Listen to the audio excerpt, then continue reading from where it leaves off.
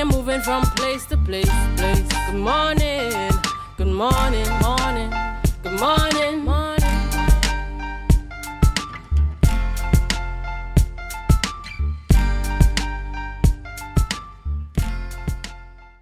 Good morning and welcome to the morning show on Tobago Updates Television. It is Tuesday, 18th June 2024. Yes, I almost got my dates confused there. It is the 18th of June 2024 and we're coming to you live from the Port Mall here in Scarborough, Tobago. I am Adana Kumbi and what a beautiful day it is to be in the land of the living. It is actually a day before the holiday. Yes, tomorrow, Wednesday, it is a holiday. Labor Day, if you ask. And I wonder what are some of you going to be doing tomorrow. I know for me, I will just be relaxing. Yes, some good rest is required at times and I do hope that you have a wonderful day, whatever you're doing tomorrow. But before we get into all of those discussions, we're going to head on over to the news in 90 seconds. News in 90 seconds is brought to you by Standards, never beaten on quality and prices. Thank you, Adana. Here is your news in 90 seconds for Tuesday, June 18th, 2024. MP for Tobago Lewis, speaking at the Scarborough Police District Town Hall meeting last evening in Wim, commended the TTPS for engaging directly with the community. She emphasized that crime reduction is a collective responsibility involving the police, judiciary, and the community. Kojo Lewis highlighted the increase in crime in Tobago West. She also stressed the need for better management of police resources and personnel addressing issues like obtaining certificate of good character and vehicle maintenance. Kojo Lewis expressed satisfaction with the younger dedicated police leadership in Tobago and called for continued community interaction and collaboration. The Tobago Festivals Commission Limited released the Tobago Heritage Festival 2024 schedule, which runs from July 1st to August 1st under the theme We Come Back. 9 popular events, including Pembroke's Salaka Feast and Lescato Folk Tales and Superstition, have been removed. The festival begins with a Thanksgiving service on July 1st and includes activities such as Heritage Film Symposium, a Children's Extravaganza, and a Heritage Office Decor competition. Key events include the Miss Heritage Personality Contest, Charlottesville's Natural Treasures Day, Mason Hall Games We Used to Play, and the Tobago Old Time Wedding. The festival concludes with a Fair and Emancipation Day parade on August 1st. And finally, Tessia Oliveri of Bishop's High School, Tobago, won the Ministry of Social Development and Family Services Spoken Word Competition, Erasing Poverty with My Pen. The prize-giving ceremony took place yesterday at the Diego Martin Community Center. Research specialist Stephanie Balchan highlighted the competition's aim to engage youths aged 14 to 18 in sharing ideas to end poverty and enhance resilience in Trinidad and Tobago. Oliveri's performance inspired by her mother's discussion on mental poverty, earned her first place among 39 participants. And that was your news in 90 seconds.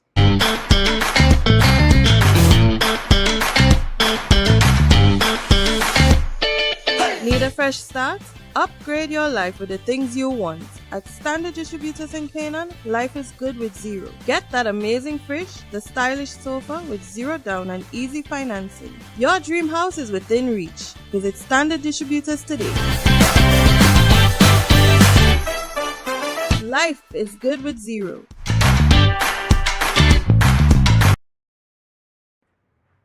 Thank you, Biana. There, something, of course, there's always something striking in our news. And this morning, I want to talk about the 9 events that have been eliminated from this year's Tobago Heritage Festival rundown.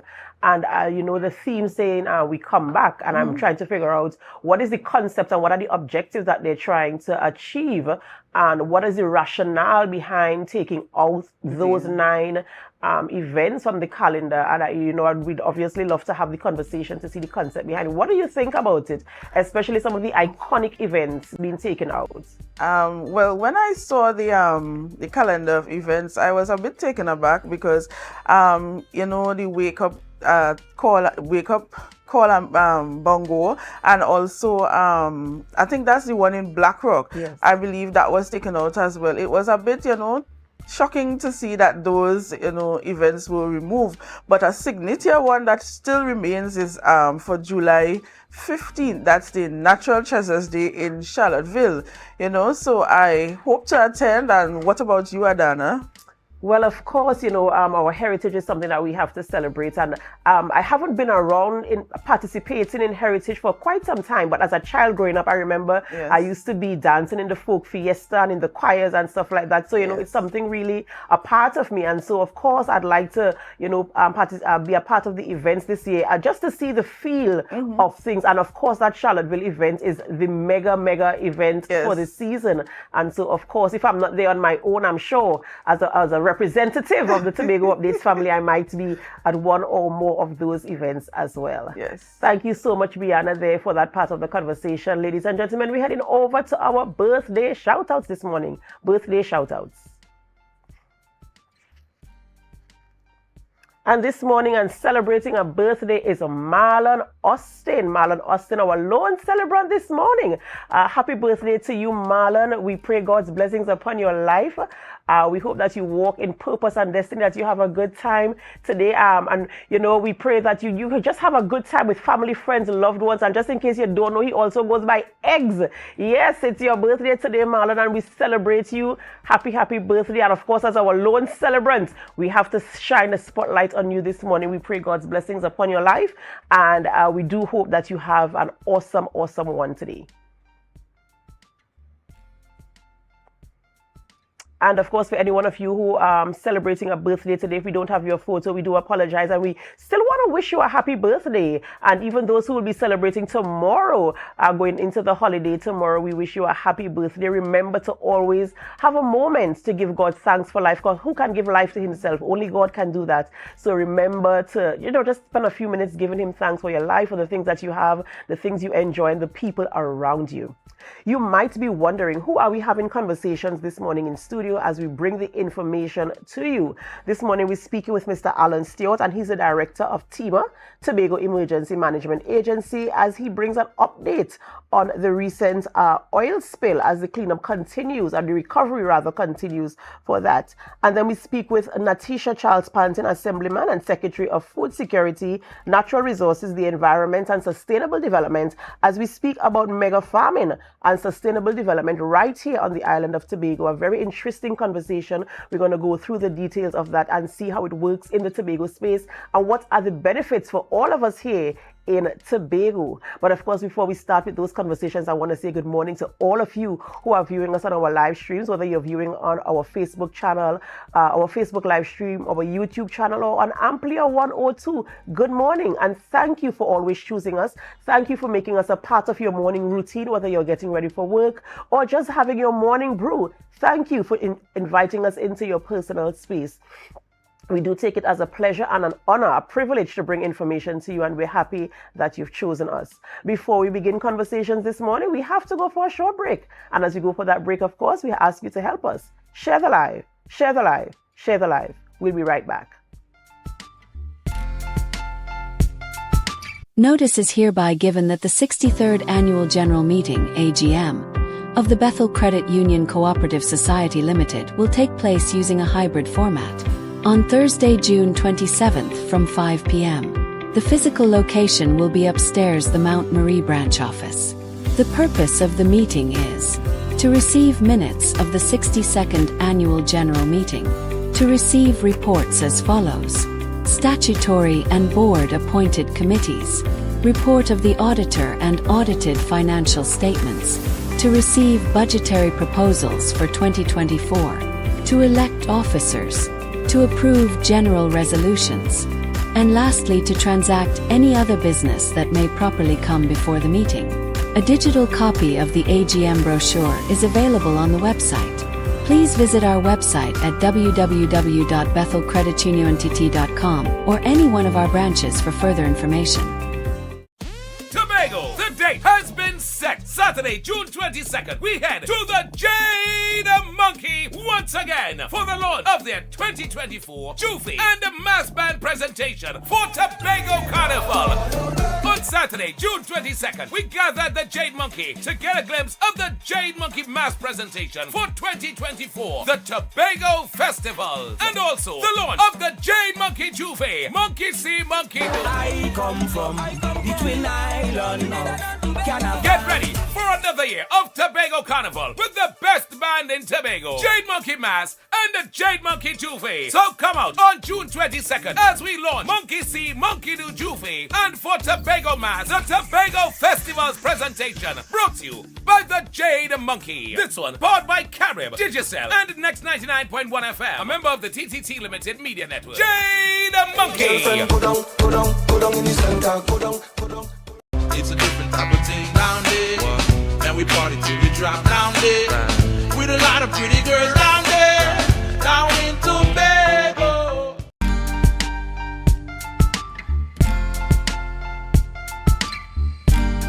Put a smile on your face when you're moving from place to place. Good morning, good morning, morning. Welcome back to the morning show on Tobago Updates Television. I am Adana Kumbi, and we begin conversations this morning. We speak with Mr. Alan Stewart. He's the director of TEMA, Tobago Emergency Management Agency, and we're speaking about the oil spill recovery and where we are 4 months after the spill. Good morning and welcome. Yes, good morning and good morning all of Tobago. It's good to be here, and I think it's my responsibility to report what's happening in regards to the oil spill, and the process is going quite well. Right. And, as I mentioned, it's been 4 months. I was just sitting here thinking that it happened in February and we're 4 months after. And of course, we're still talking about it. Even yesterday, we had conversations and, sometimes it takes some time. The recovery is going to take some time. In as much as we have been able to collect most of the debris, there's still things that are happening in the space as it relates to that. So we want to know where we are now in terms of logistics, in terms of, I don't know what aspects and what point we are in terms of, are we in a good place? Could we have been in a better place? And how much more work do we have to do to be in the best place possible at this point in time? It requires a process, and the process, according to the plan, is well on its way. First of all, it required an immediate response, which, based on the availability of the resources and the logistics of moving those resources, there was a response plan. But the whole continuum, as it relates to disaster management, constantly speaks to preparedness, prevention, mitigation, response, and also recovery. Recovery happens to be a period in a disaster or an emergency that is very lengthy. And it requires careful processes, getting back life to order. And the population at large look forward to that period when you could say things are back to normal. However, this event itself, as it relates to responsibilities, can be divided into two divisions of labor. One whereby the Tobago House of Assembly undertook the responsibility to work along with its partners and those who came forward during the process in terms of the response to deal with shoreline cleanup. Various contractors were involved in that, and I could say that we have successfully completed that process where the cleanup of the beaches are concerned. Now, is it completed? Yes, it is completed, but can there be a revisit of oil on our beaches? Yes, it can, and for various reasons. The experts or persons who would have gone that way before, I think, very early, less than 21 days into this event itself, we were visited by Petrobras, who had a similar experience of a ghost ship, and they indicated to us very clearly, they were able to tell us projected cost, projected time. We asked we were very diligent in the questioning, and they would have pointed out that you can have oil showing up on your beaches up to 6 to 8 months. We felt very proud of ourselves based on the response mechanism that we had thrown into it, a very steady work rate, numbers of bodies. Sometimes the numbers went up to over 300 per day, spanning the 15 kilometers of space. And therefore, a lot of work went into it. But one of the things that they remind us, and ITUF, which is the international body for tankers and the federation, they go around the world making sure that you do things according to the books. They are like the police. And they police the exercise, ensuring that you're not wasting time, you're not wasting resources, you're not also misusing resources, and the applications as it relates to contractors are well within the industry best practice. So that went well, and also, but I want to make the point that they did remind us when we asked about, well, what this thing could look like. They said 6 to 8 months based on their experience. And when we were at about 3 months or so, we know that we had it under control. However, where there is another division of labor which speaks to the vessel itself out at sea and the work that is constantly being supervised by the Ministry of Energy and Energy Industries. Probably it may be fitting for me to say that the tier level must be reminded that we are at a tier 2 level, whereby the government of Trinidad and Tobago has a very clear responsibility in all of this, according to the National Oil Spill Contingency Plan. And that is backed up by the Tobago Oil Spill Contingency Plan. They are the Bible where this event is concerned. And they have a responsibility, they undertook that responsibility to ensure that the de-inventory, pay attention to the word, de-inventory means that you are taking out the hydrocarbon from the vessel. And we would have spoken about cove being applied as a staging area where you do the extraction of the hydrocarbon from the vessel itself, and you move it into frac tanks. These tanks hold up to 21,000 gallons of fluid. And that we saw that process where the inventory process move it from the frac tanks, which are coved, and take it to the Scott Mulchan, which is still parked at the port of Scarborough. And that is the process of moving the hydrocarbon from one place to another. You do what you call depositation, where you deposit it into the vessel itself, and then the vessel is on its journey to Trinidad. I think it will have made one trip already, and it's back here and it's taking in another situation. Now, what happens out at the with the Gulf Stream is that where the Gulf Stream is perched, where it's run aground, it's a very tricky area in that it is resting on a coral bedrock. And what you have happening is a phenomenon that they call hydrostatic, that every now and again when you have rough seas, very rough seas, you have air trapped in the hull of the vessel. You have naturally oil is actually floating on the water within the vessel or within the tanks because it's capsized upside down. And that process is sometimes very, very challenging as it relates to rough seas. So when there is rough seas, it's a no work because it becomes very dangerous for occupational health and safety purpose of the workers. So yes, they would have engaged one of the finest bodies of people utilizing modern technology. We learned about the NOFI system, which was an application that is still available and is used for if there is spillage, that it swoops up the spillage that is on the surface of the water.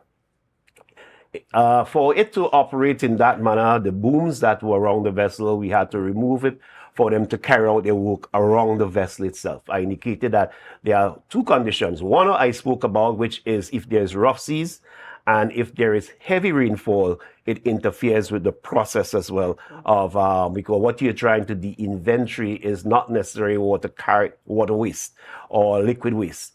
It's the hydrocarbon they're trying to extract from the vessel, and that process continue. I think, according to my figures here, 30,000 barrels have been the inventory is up to. And how often is this process done as we sit here today? How is it done on a daily basis, and how long does it take to get it done? I mean, considering all the other elements you spoke about, the rough seas and the rainfall, how often is it the extraction done, and how long can it take in terms of...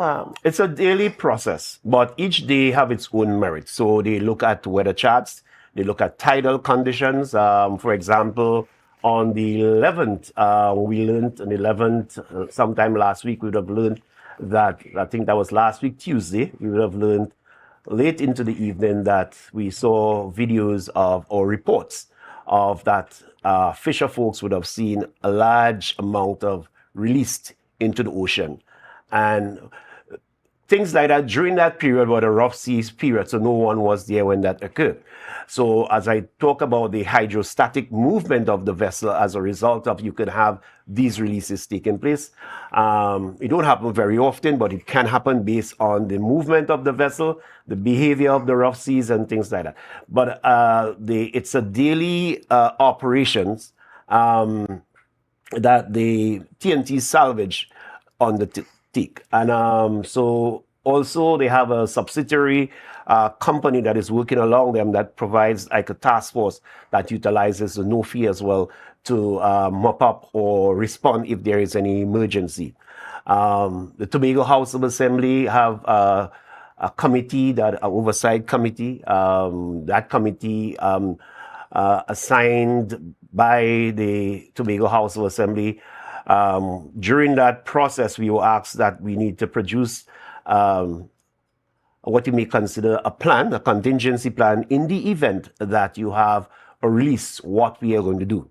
So that plan is in place. It allows for a quick response if there is a situation that warrants responding to. So we have our ducks lined up. We hope everything can go according to plan. We are asking the Tobago public to exercise patience with the process, because it's a very dangerous operations where these persons, if you look at a ship, it's the angles of the body of the ship is not a flat surface. It has a ridge in the middle, and then it's sloped on both sides. So then over a period of time, you mentioned we are up to, well, I know we are up to day 133, and therefore, that being said, you will have things like algae or moss growing on the ship itself. It makes it very, very dangerous during certain times for them to operate on that ship. And just quite recently, I think it was last week or the week before, there was a sighting of some of the same substance in the water last week in the same cove area. What is the position with that now? What is happening there? Is that from the same, of course, the same vessel? And how have we been able to contain and control that area as well, where that is concerned? Yeah, the response to that is that is where the no-fee system comes in. However, the trajectory of the vessel, of the releases itself into the ocean, is no threat to land. Our major concern is that we always had concerns about the hydrocarbon affecting the beaches on the Caribbean side. However, as it went out of the Caribbean Sea, it journeyed around sometime last week, Saturday, I think it was around Friday thereabout. We were told we received word that a Caribbean flight would have seen oil-like substances, and this was confirmed by satellite imagery up to beyond 5 miles to the west of Tobago. There are reports that it would have entered into the southern part of the Grenada water, or their zone. So their territorial waters. Is it a threat to land-based Grenada? The answer is no. Based on the current patterns and based on the trajectory, there is no fear that it will affect the landmass of Grenada or the beaches of Grenada. However, it was positioned, sheens were seen, and satellite imagery were able to confirm that it would have reached in their territorial waters, and that takes it a little north of Venezuela, south of Grenada, things like that. And that is where the no-fee system comes in. They will be able to soup it up according to the tidal conditions and things like that. Okay, because of course, as I mentioned in the conversation earlier, we kind of still going through the trauma of the very initial spill, and so to hear that it was a little bit concerning, but your explanation now kind of brings some clarity to that. And it moving in that direction brings me to ask now, if it is heading that way, the initial spill took place in Tobago, and we have the responsibility to take care of our beaches, our land spaces, and our resources, our natural resources. Wondering now, as it is traveling in that area, how, in terms of the responsibility to contain it, it brings you to ask questions. Is it that they didn't contain it properly in the Tobago space? Why is it traveling in this direction? And, so those questions will come up. And so I'm wondering if there's a response to that, or how do we treat with something of that nature?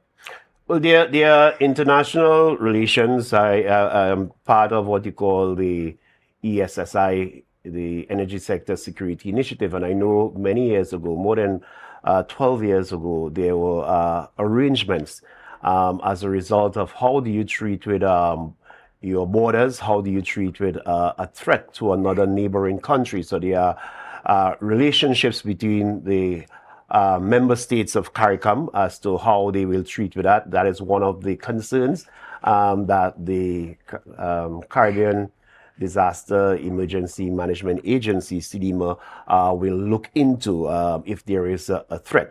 But in your territorial waters, the quantities that have been released is insignificant, in the sense that you have what you call, as it disperses, you have a situation where weathering, so you may, while the satellite imagery may pick up how much of it is sheen, how much of it is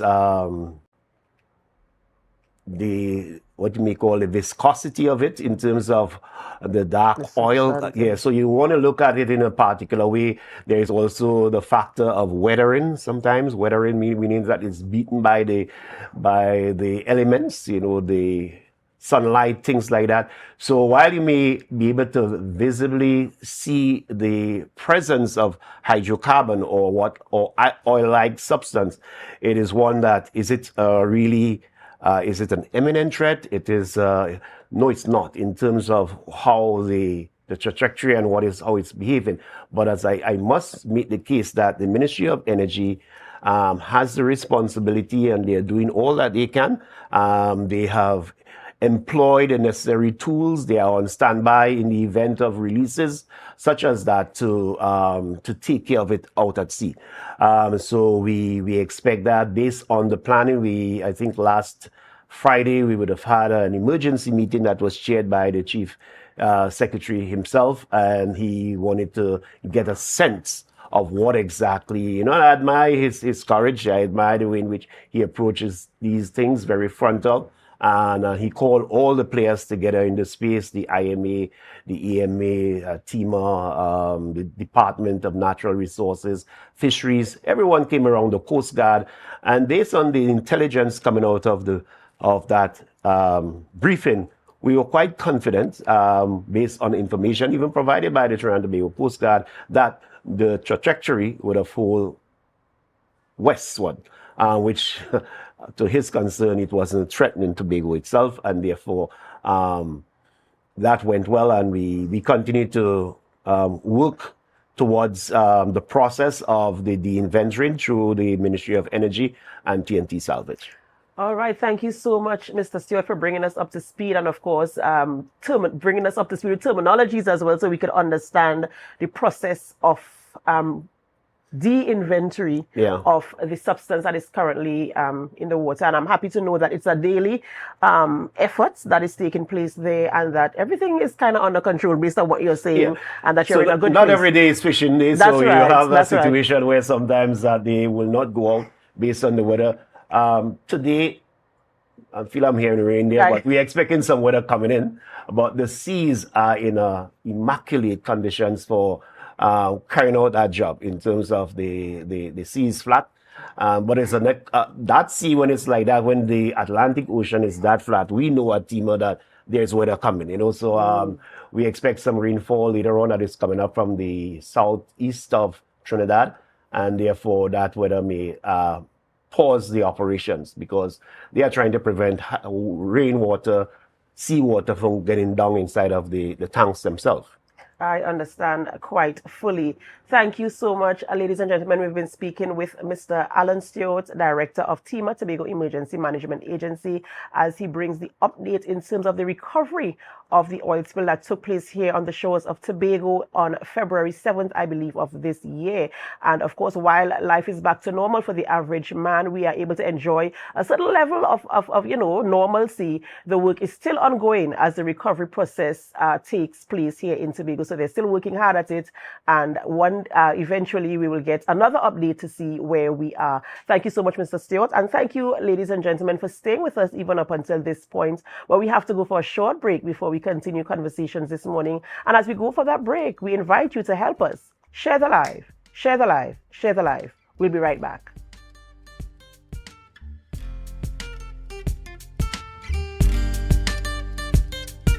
Deltec Distributors Weekend Special Wings Friday. 3 pounds wings, 2.5 kilogram fries. Special 100 TT. Soup Saturday. 2 pounds cube beef, 2 pounds cow heel, 2 pounds chicken foot, 2 pounds pigtail, or smoke bone. Special $150. Super Sunday. 3 pounds leg and thigh chicken, 3 pounds sliced pork, 3 pounds lamb slice, 3 pounds cheese, 2 pack of pasta. Special $250. Located Main Road, Argyle, Tobago. We deliver 20 TT. Contact us on deltecdistributors.com 395-5040 or 237-0102. Deltec Distributors Weekend Special.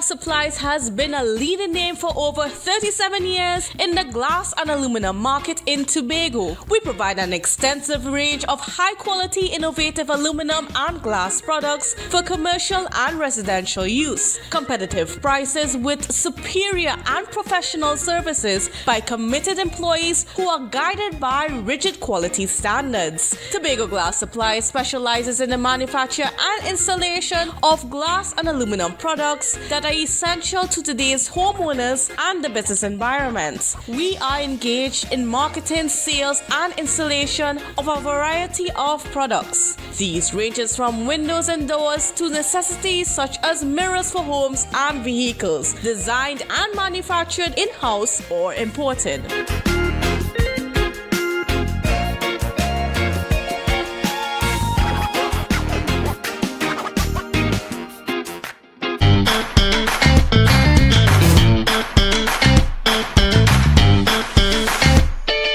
Need a fresh start? Upgrade your life with the things you want. At Standard Distributors in Canaan, life is good with zero. Get that amazing fridge, the stylish sofa with zero down and easy financing. Your dream house is within reach. Visit Standard Distributors today. Life is good with zero. The countdown is on to the Tobago Public Service Day Expo 2024. Join us on July 5th at the Shore Park Complex to discover the dynamic world of public service where innovation meets dedication. Explore exciting careers, experience innovative services, enjoy interactive displays, and a whole lot more. Come join us on July 5th at the Shore Park Complex from 9:30 a.m. Visit the Office of the Chief Secretary's Facebook page for details. Tobago Public Service Day Expo 2024. Public service now and beyond.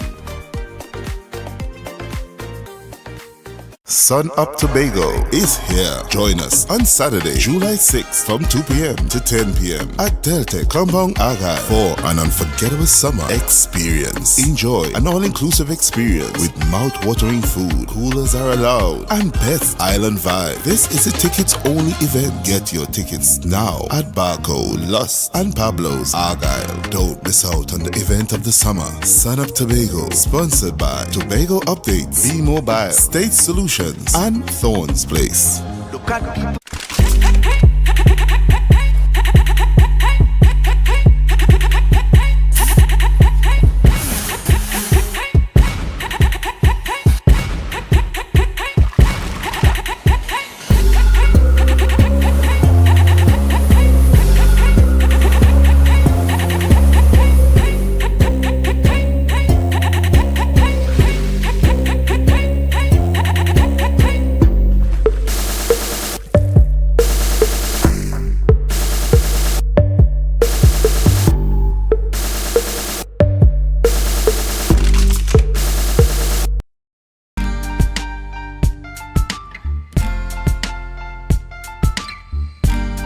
Put a smile on your face when you're moving from place to place. Good morning, good morning. Madam Presiding Officer, I will now speak to agriculture and food security. Madam Presiding Officer, the availability of healthy, safe, and affordable food is the #1 priority of this administration.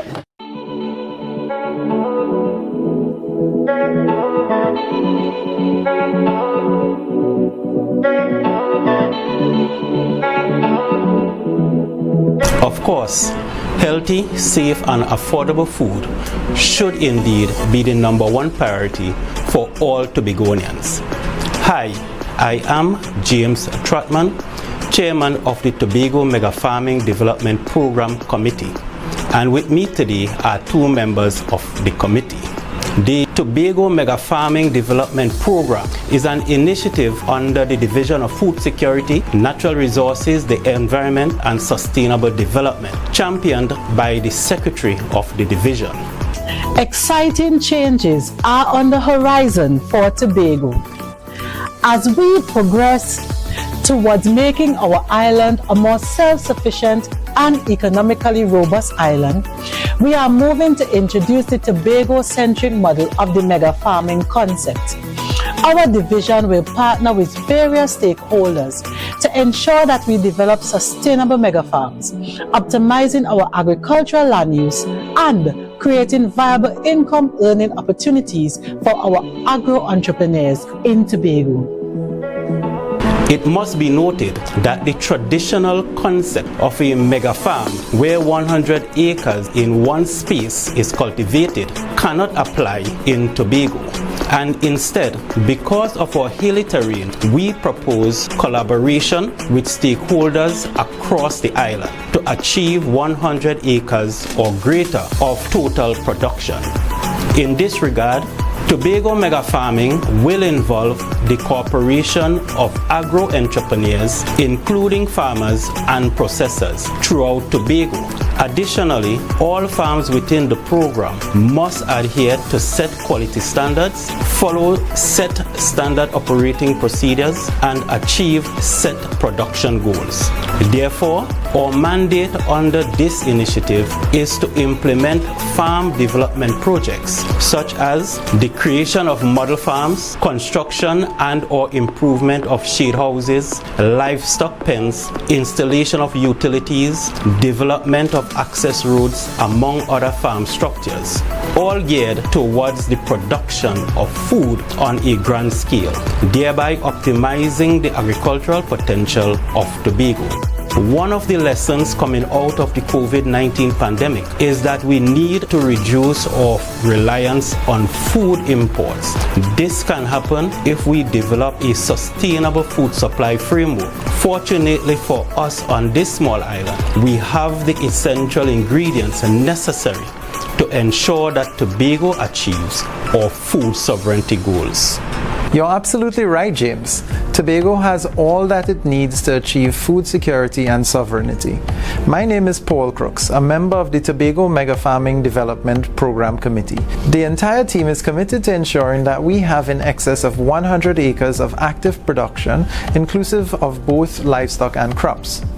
This will be possible through collaboration with key partners and stakeholders, such as local farmers and processors, government and quasi-government institutions, and any other members of the private sector. In other words, we want to work together with every interested party. All hands to the plow. We are mindful of our environment as well, as the team is promising to employ green technologies for minimal environmental impact on all that we produce through this project. Paul mentioned collaboration, and that is a key ingredient. The success of this program will be based on collaboration and a cross-pollination of ideas at all levels. Everyone must play his part. Yes, and a lot of the groundwork has already begun. The Tobago Mega Farming Development Program has already actively sought the re-establishment of cocoa estates on the island through stakeholder consultation, research, collaboration with private stakeholders, and introduction of novel technologies like the squawker to repel parrots. We are investing in expanding production of local herbs, as well as rebuilding the sheep and goat industry for the livestock farmers. That's not all. We assess and select projects based on needs analyses, so we have a lot of work today. And the work will continue.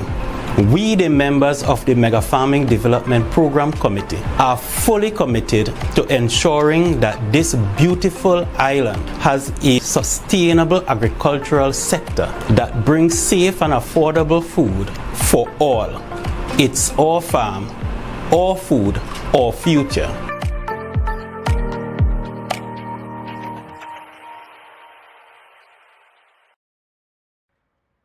Welcome back to the morning show on Tobago Updates Television, and thank you for staying with us even until now. This morning we head into a very interesting conversation, as you saw the ad there with all the information as it relates to mega farming and the sustainable development goals set out by remind me again, the UN, yes, right? The UN. And so, of course, the division of natural food security, natural resources, and the environment and sustainable development. Assemblyman Natasha Charles Panting is here this morning to give us more information, to walk us through. We had a previous conversation where we spoke about so many different elements in terms of eradication of poverty, persons being able to feed themselves, and so many goals that have been itemized and identified. And so now we're talking about mega farming. We're talking about feeding ourselves, so that's sustainable development, and also providing a form of income for us right here on the island of Tobago as well. Good morning and welcome. Good morning, Tobago. Good morning, Trinidad and Tobago and the wider audience.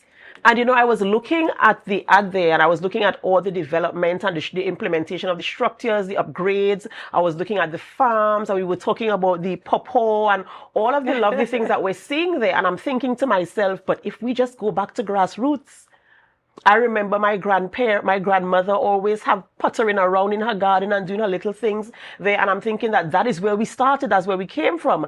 And there was a little shift from that into, you know, getting things quickly, rapidly. We want things now. But, you know, this is really encouraging to see the amount of work that is being done by the division and where it is taking us in terms of the sustainable development goals as it impacts each and every one of our lives. So walk us through the mega farming, what it is about, and what are the benefits to all of us here on the island. So even before I came to the House with the motion of aligning the UN Sustainable Development Goals with our development budget, we embarked on creating a concept of mega farming. Now, if you look at the landscape of Tobago, we don't have a lot of flat land. right? So technology is important for us, and understanding the science and the business of agriculture is extremely important for us as well. So we have no time to waste in Tobago, basically, that's what I'm saying. So a long time you could have just, put things in the ground and it grows. We want to move away from that. Training the farmers in understanding the science. So on that video you saw the pawpaw dwarf variety, and you saw the number of pawpaws on just one tree, and that is what we're aiming for. A long time you would have seen how much pawpaw on a tree. You could recall about 6. So you're getting double that. Yeah. So that is what we are focusing on. How can we train farmers to increase their yields, to combat climate change, and basically to operate at a commercial level. Yeah. Now we do cater for people who want to grow anything that they want to grow. If you want to grow zucchini, if you want to grow melon, right, you can become part of the home garden unit where we give you the support. And of course, yesterday a farmer came to my office and inquiring about access roads, right? And of course, if you remember me saying my development budget, I have none. So our access road program is a program. Once we have funding, we fund the program. So we have about 12 contractors thereabout. That was part of a previous access road program that they are just finishing up. And then we have to set a new program once we have funding. Yeah. So that farmer understood what I was saying to him, because we're not like we have any aggregate or anything like that. So what we do is concrete and chip seal. So after explaining that to him, I was so happy to hear that he was about to journey to the plant tissue culture, where we give out thousands of plants. Yeah. So he wanted to continue his planting field. Yeah. So it's about understanding the science and the business of agriculture. And if it's your home garden, of course, we will provide that type of support. And, I was listening to the video again, and it was saying that a mega farming, it takes 100 acres. I mean, we don't have that space in terms of one. So is it a collective plots of land that come together to make up this 100 acres? Correct. So we're looking at bringing 100 acres under production. And of course, when you're thinking at a commercial level, you're going to zoom into particular crops and livestock. For now, we rolled out the small ruminant project, working together with the Tobago Integrated Livestock Association and other farmers to revive the small ruminant, the number of small ruminants we have on the island. So what you saw in the video, we did a massive upgrade of all the stations in terms of building infrastructure. And then we had a partnership with the Cubans. It's sort of to bring back the type of genetics, right? So we did artificial insemination on the animals. So the next generation of animals you would get, it would be prime stock. Yeah, and of course, we're trying to increase the number of purebred animals on the stations so that we'll be able to distribute to farmers. So that is why we went to Trinidad on that, scouting trip to ensure that we increase the number of breeding stock on the stations. And in terms of, I know this is something, the goals have been set quite recently. In terms of reaching out to farmers, has there been, I know you said somebody came into your office just as recent as yesterday. What is the response in terms of the farmers on the island of Tobago? Are they buying into the concept? Are they subscribing? Have they shown interest in, participating in this and, bringing other members on board to ensure that the goals are achieved? So we have farmers already under the project, but the project will now be rolled out in a formal way. So we'll have greater discussions with farmers going forward. So we started out with the cocoa project, and I'm happy to report that we made strides there, because we have Pat Turpin coming on board. I think she has about 90 acres of land, and so far I think she allocated about 40 acres thereabout. Stand to be corrected. But the Tobago Reforestation and Watershed Rehabilitation Program, their workers are part of that project to rehabilitate that entire estate. Yeah, so she's part of that partnership with Fine Cocoa. And of course, the Little Great River, that area, we brought back those fields into production. So what we're doing is actually extending that type of technical support across the island to revive those 100-year-old estates that was left abandoned. Yeah, and of course we also wrote for funding through Digicel and Shell, and they sponsored us some bird whalers, and that is for pest control. So you no longer you'd have to hear about the parrots and the parakeet, and even Mr. Dove, who he produces chocolates. He has benefited from that project, yeah, because he himself got a bird squawker and experimented, and he came back and he said, Secretary, I'm so happy that I'm no longer having the parrots tormenting me on the hill. So we are actively trying to revive that project. And, you know, when I hear in this space that, you know, Secretary is traveling, I'm one that went to Grenada, and I took a technical team to Grenada, and we came back with that knowledge. Because before they were saying, Secretary, the cocoa oil, it's time to get rid of it. And I said, no, I want to take you to those places where they have old cocoa estates and they're still producing, even at the same standard for years. So when they got the knowledge, and of course my technical team, they learn really quick. And we came back and we did the consultations across the space. We invited private people as well to get the funding, and that is where we are at with the cocoa project. So I'm really happy about that. Also, we got funding for the herbs and spices project. That will be rolling out soon. I hope I'm not talking too quickly because I'm excited about it. But I got $20,000 to support from the UN to support that project. So that in itself, you'll see some remarkable things, just as you saw in the video, coming out. So it's basically doing the groundwork to support the mega farms. If you don't have any support in the beginning, right? You don't have the technical knowledge, you don't have the resources, you don't have the farms to supply the breeding stock. If you don't set up these things, then you cannot have your mega farms. And you know, you were talking earlier about the science of farming, you know, having to learn, and you spoke about going to Grenada and finding out, you know, learning from them as well. And I was wondering also about, in terms of what type of models are you using or employing to set up and to ensure the sustainability even of this project, as it might be something relatively new, although the farming has been going on.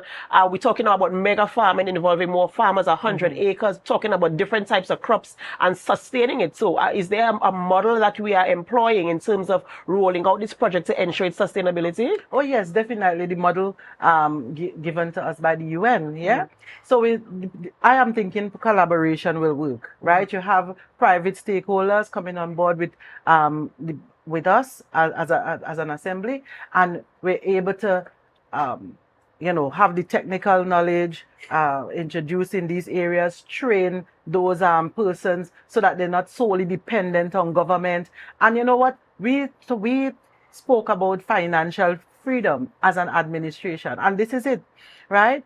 No longer you have the cocoa estates being abandoned, and you know, people just say the early morning walk. Now we actually have our workers participating in meaningful employment. You have them reviving the cocoa fields, and you saw for yourself, and everybody saw that the cocoa fields are now, you know, producing cocoa.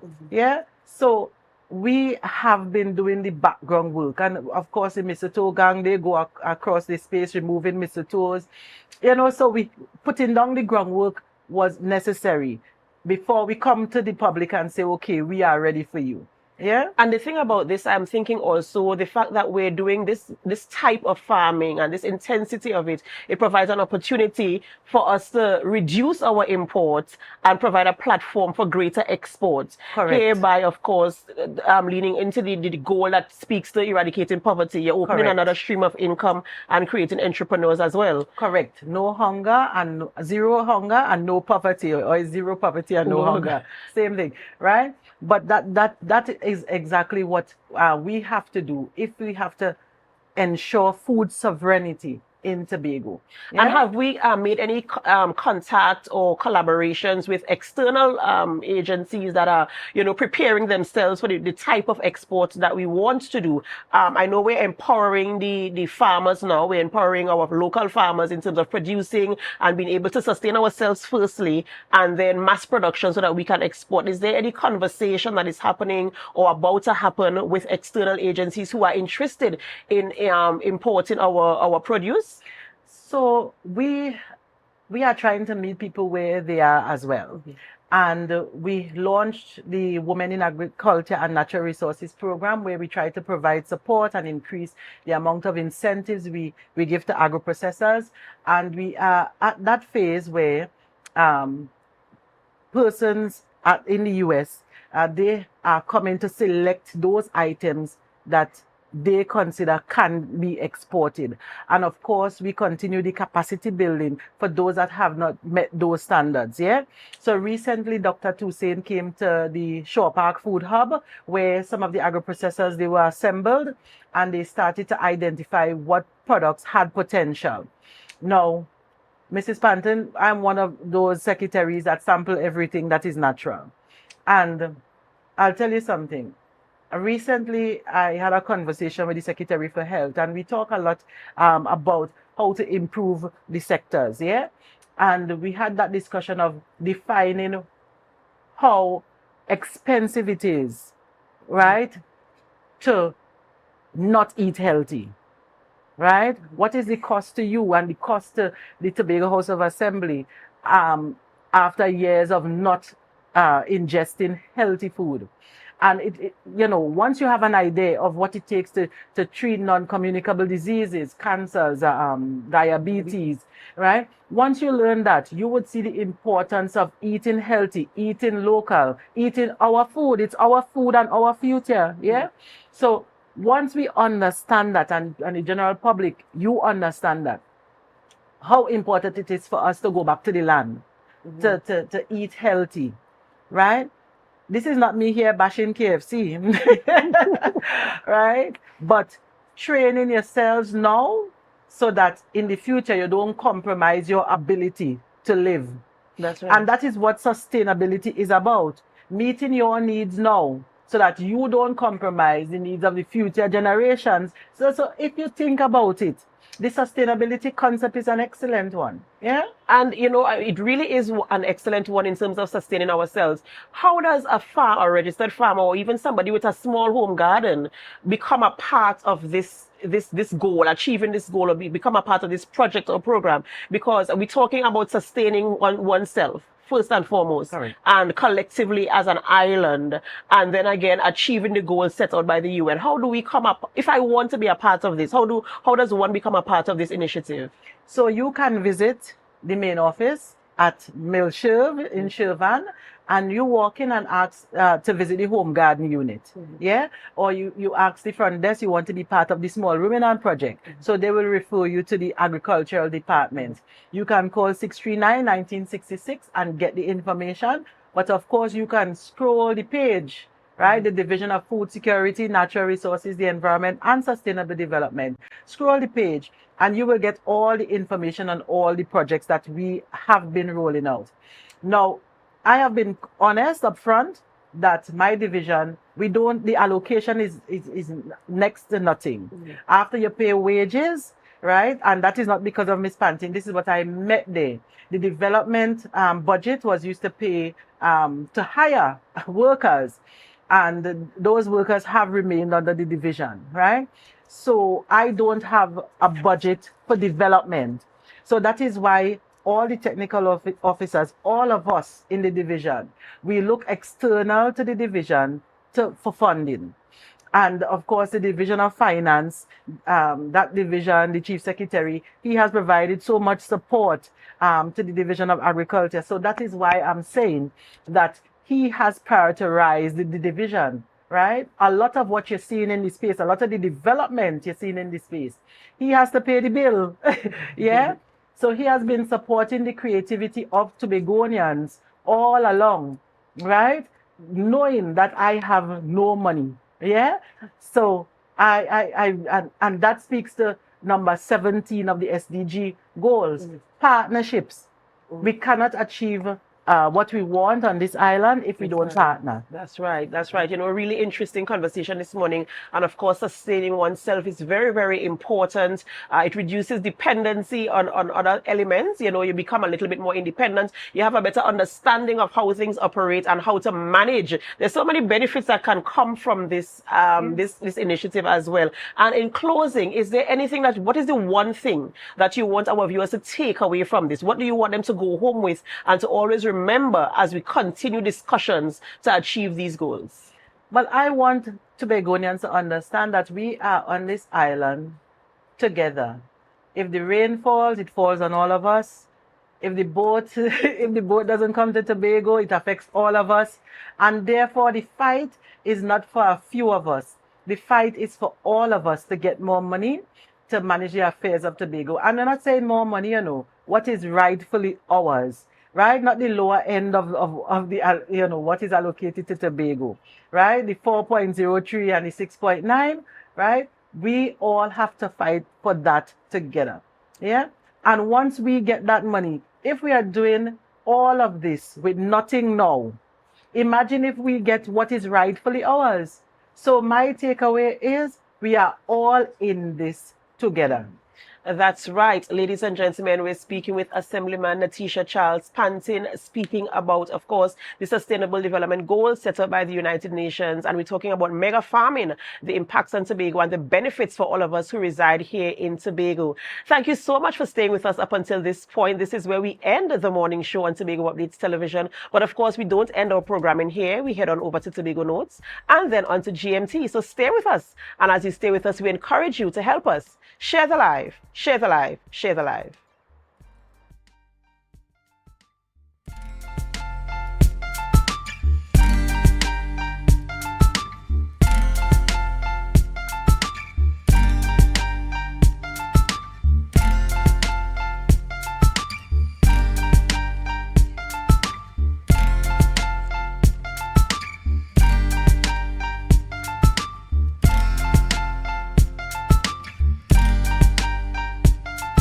Fries, salads, combos, and specials galore. Feeling for something to eat? Come and see. Our rotisserie is seasoned to the T. Kicking chicken, masala, and jerk roast. Crispy fries made from scratch. Who do you know can't beat that? Or salads freshly cut and packed. When you taste it, you'll be one.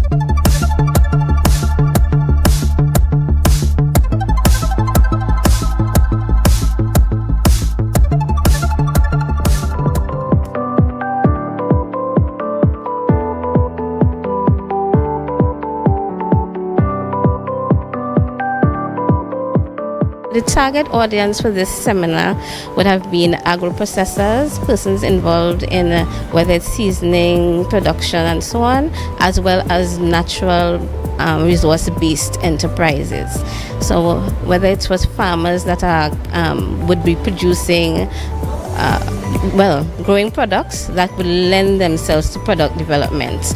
Right, so we're bringing those partners together so that they'll be able to get the information that is required to produce a quality product. This is an opportunity to understand where they fit in the value chain and what the supply chain requires so that they will better be able to build their products to be able to access these markets better, whether it's the tourism market or the export market, by tapping into resources that are available from these different support agencies, and of course from perhaps the farmers and so on, so that their product would be of a better quality to increase their competitiveness on the export market.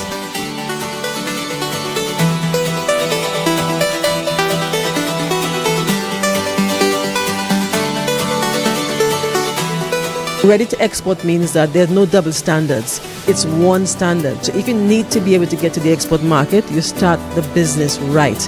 And the right parts are if you can access an export market in terms of all of the requirements, safety, quality, everything, if you can access a market outside, it means that you are ready to sell locally, and it means that you can build your ability to meet the export market. It is not easy as a small producer to get onto the export market because you have large and big brands. But one of the sessions we had yesterday spoke about very small to small trade categories. And we know agri-SMEs are very small.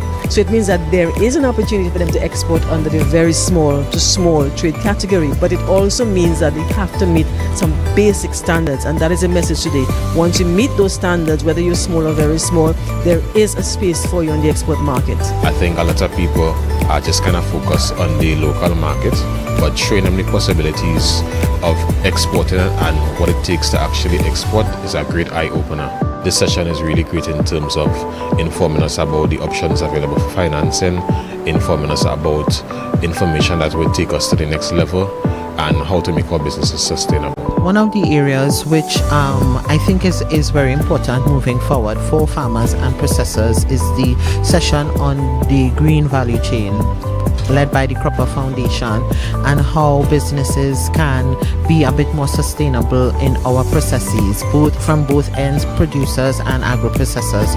So that particular area, I think that we need to hear a lot more of, especially in the Tobago space, where we are about preserving our natural environment. Really and truly, I have not regretted coming to have it done, because it was quite informative in that stuff that we can access.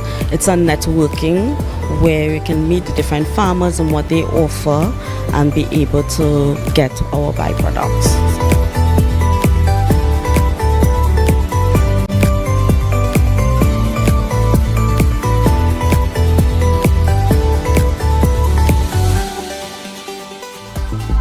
That was a production of the Department of Information, Office of the Chief Secretary, Tobago House of Assembly.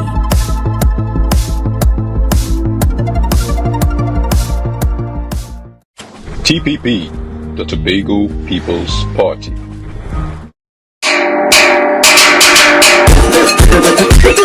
Everything, I get me ticket in my bag, me get everything there. Be ready for them today. Oh Lord, me excited, you know. This thing I excited about. So long this car for start. Wait, 9:30 already, and we still home here. Me not like the late thing, Richard. I wonder what to... We can't take this late story on your spin long every time. You don't want to meet on the late, you know, like I do on them, I must feel them up, me them a reach before me. Richard! It's time for us to leave here. Come now, man, you just like a spinning time. Don't forget your stick, or you'll get over there. Oh God, oh me, oh man, you don't make it, thank you, darling. Let me go. Oh God, me forget my flag. Oh God, I forget something again. Me forget my flag. We ain't going again now.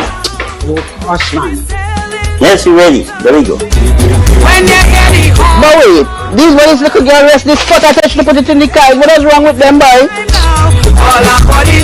Let me do my thing myself, yes?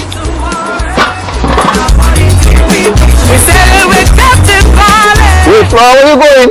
Well, I'm going sports. I'm going to pick up my mother, my children, my grandchildren, and I'm going sports. I know coming by you to get some food, you going away? No man, well I have to come with you. That's not a problem. You gotta come with me in the sports. Well, you know, I don't get a blue just to go pump. Let me help you with the pump. Well, right, let's go. Take it to the car. Let's go. And we go and pick up the rest. Yeah. We're riding with TPP. How long we waiting for this man to come?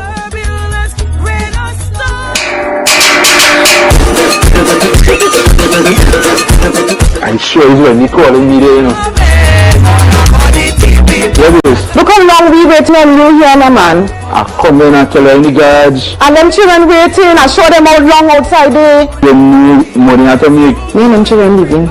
You going to catch car? Yeah, I'm a Jersey already. But Jersey, you're telling me about I am the Jersey. Well, I know, look ahead. But I come in. You know when you see a dark in a blue Jersey there as well. Goodbye.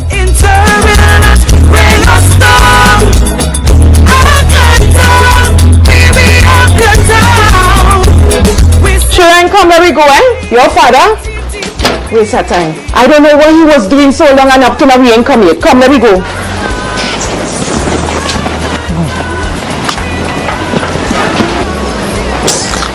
That's nonsense. Oh, now we going. Hello, you all need to hush. We going on catch car and we going to sports. Just put out all your hand and let me catch the car. Join the Tobago People's Party for the TPP Sports and Family Day, June 19th, as we gather 10 a.m. at the Montgomery Recreational Ground. It's gonna be a sea of blue. So come in any shade. Blue is the code. Blue is the code.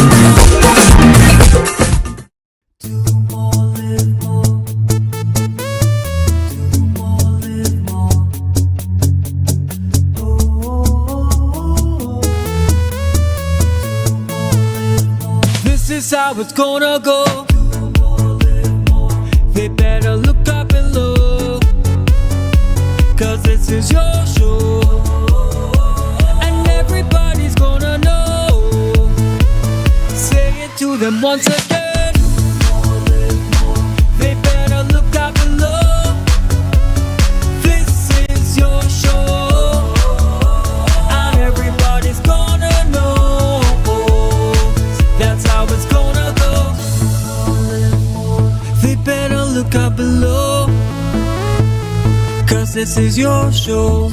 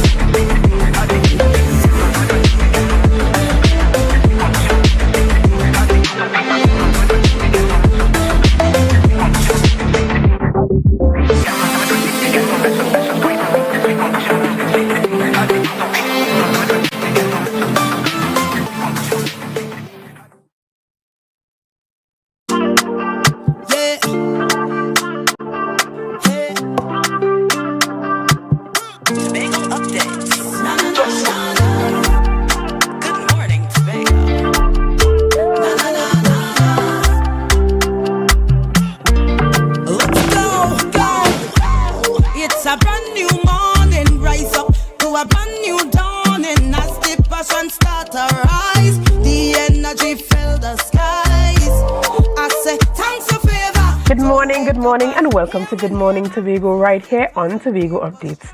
Guys, you know when you see me sitting here, it's because we're about to have those conversations that you want to have while I ask the questions you want asked.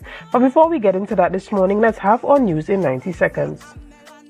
News in 90 seconds is brought to you by Standards, never beaten on quality and prices. MP for Tobago West, Shamfa Kajo Lewis, speaking at the Scarborough Police District Town Hall meeting last evening in Wim, commended the TTPS for engaging directly with the community. She emphasized that crime reduction is a collective responsibility, including the police, judiciary, and the community. Kajo Lewis highlighted the increase in crime in Tobago West.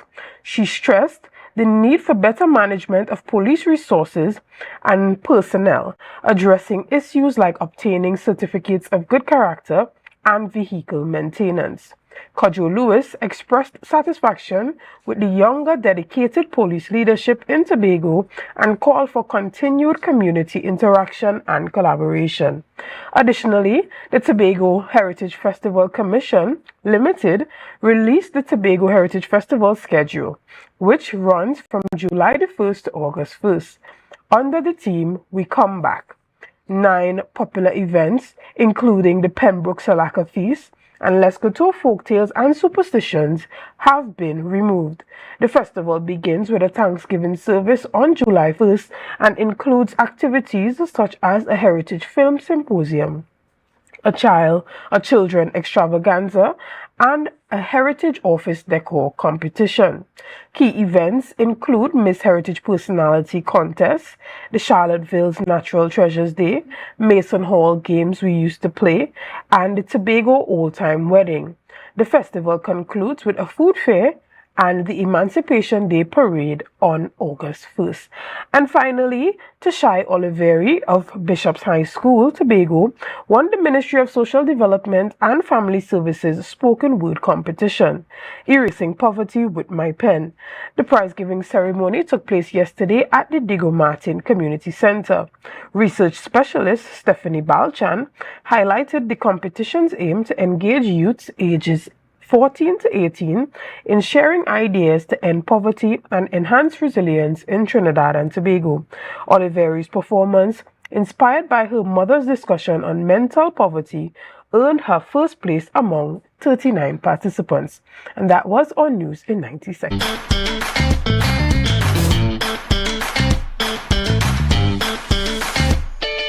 Need a fresh start? Upgrade your life with the things you want. At Standard Distributors in Canaan, life is good with zero. Get that amazing fridge, the stylish sofa with zero down and easy financing. Your dream house is within reach. Visit Standard Distributors today. Life is good with zero. Welcome back to Good Morning Tobago. Now, if you have not heard about everything mango, are you really in Tobago?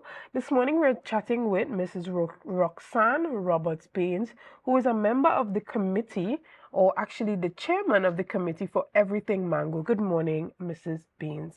Good morning. Good morning, and how are you this morning? I'm fine, thank you. We are happy to have you here now. We are happy that you are back again to discuss everything mango. That means that the event is upon us. Yes. So talk to Tobagonians a bit about why they should definitely not miss out on an opportunity to be a part of such an engaging event. Okay, good morning, Tobago. Once again, I'm back. It's a privilege to be here to share about our Everything Mango event. It's a must-attend event. I keep saying everything mango and everything must go. I add a new mantra to it. I said, I am everything mango and everything mango is me. So it's a big event. I said it's one of our biggest event in the Moravian calendar, and it's a must-attend event tomorrow. It's full of fun. It's full of activity, good food, good snacks, and preservatives. So the place to be tomorrow morning, June the 19th, is at the Food Hub.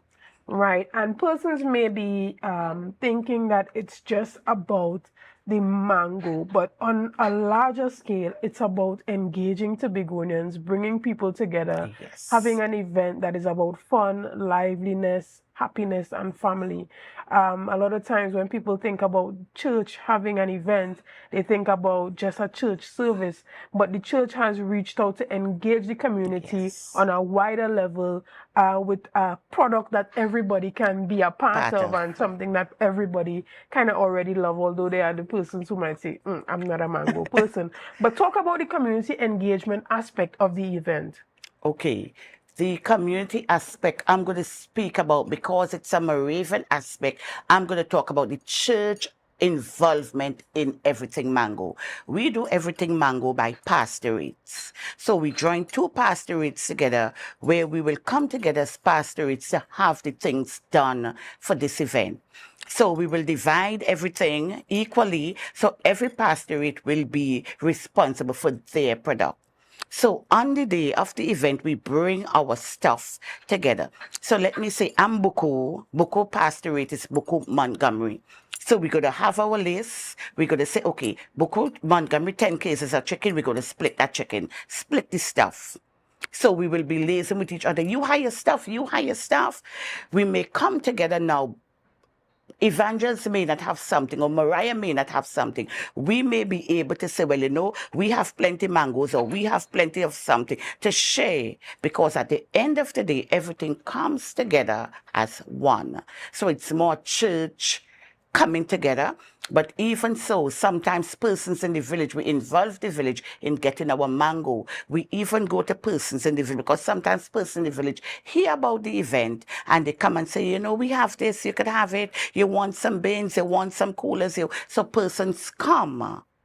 So not only because it's a church, persons in the village also comes to give us a helping hand.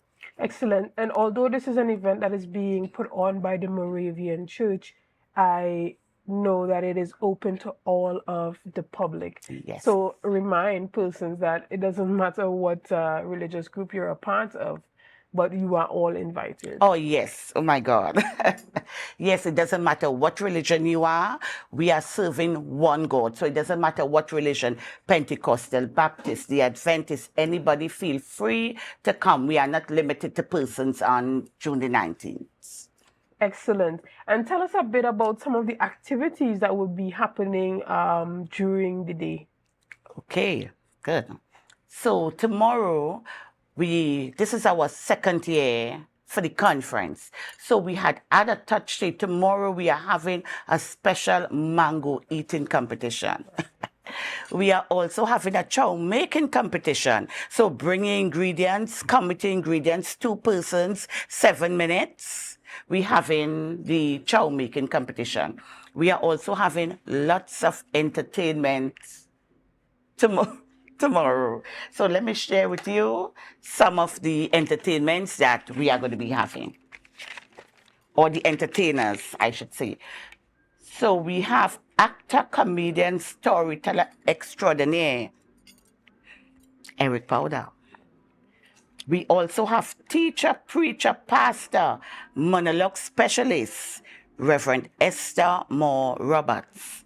We also have Tobago Heritage Monarch, Garvey Sandy. We have musicians, other vocalists, we have dancer, entertainment, and a excellent lineup of persons. Right, well, you heard it here, Tobago, and the wider viewing audience. If you are in Tobago for the Labor Day holiday, the place to be, in addition to everything else that's happening on the island tomorrow, is at the Food Hub to be a part of everything mango. Now, you have been here before, you've expressed some of the aspects of what is going to be offered, but for the persons that did not hear you the first time, or just to reiterate some of the mango-based products that will be available. So it's not just the actual mango varieties, but there will be a number of derivatives that will be available for I guess, purchase? Yes, of course, for purchase. Okay, tell us a bit more about some of the products that we can see available. Okay, for the persons that didn't hear me before, we have mango wine, mango jam, mango slushy, mango smoothie, mango pepper sauce, red mango ice cream, anchow, mango cheesecake, mango chow, mango sponge cake, mango cupcake, curry mango, mango chutney, mango bread, stew mango, mango fudge, mango sugar cake, mango pillory, mango cheesecake, mango balls, mango ice, mango tart, and mango sweetbread. Have you heard about all of this before, or just some of it? Definitely some of them, because I'm still trying to figure out what the mango balls are. So I guess I'm going to have to come down to the Food Hub tomorrow to check it out. But when we look at mango, it's not just about the mango, but it's about fruit preservation and sustainability. Because when you go to the grocery, if you're a person like me who trying to be on the healthier side, and you know, you enjoy making your smoothies and stuff, you might be one of those persons that purchase frozen fruits or even the fruit purees, and you find that they are expensive, you know. So it's important for us to create our own internal industries and be able to produce these things and offer them at a more reasonable cost. So tell us about some of the business opportunities that you can see coming out of everything mango. Okay, lovely. Saying that, you said when you go to the groceries, you're buying these fruits, they are expensive. You know, you could, mango is in season. When the mango is in season, you could pulp your mango and freeze your mango. Do you know that? Did you know that? Yeah, so you could pulp your own mango and freeze the mango. So you don't have to go, because I wouldn't go to the grocery and buy mangoes. Mangoes are in season. Now I'm going to pulp my mangoes, have them there when I want a smoothie or whatever. I go to my deep, because it lasts a while.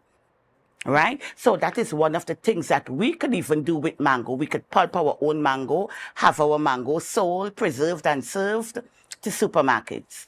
Even coming out of this everything mango, I am looking at the future.